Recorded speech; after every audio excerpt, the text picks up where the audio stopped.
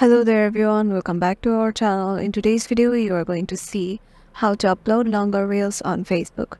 So let's get right into it. Head over to your Facebook application.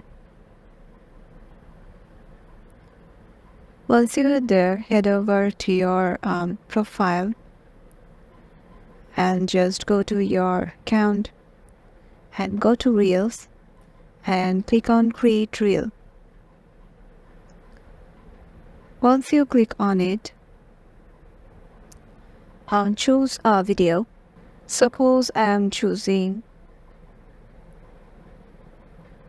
this one. Once you choose it, click on Next. Here you can just change it, change your feature, who can see it. If it is public, you can keep it, or you can also change it. And here you can change it if it is shown to public or private or anything. Here you can describe about your reel, give it a hashtag or mention, and once you click on share now, it will be just shared in your Facebook account. And this is how you can just post longer reels on Facebook. Hope this video will help you out, and make sure to give it a thumbs up and subscribe to our channel, and we'll see you in the next one.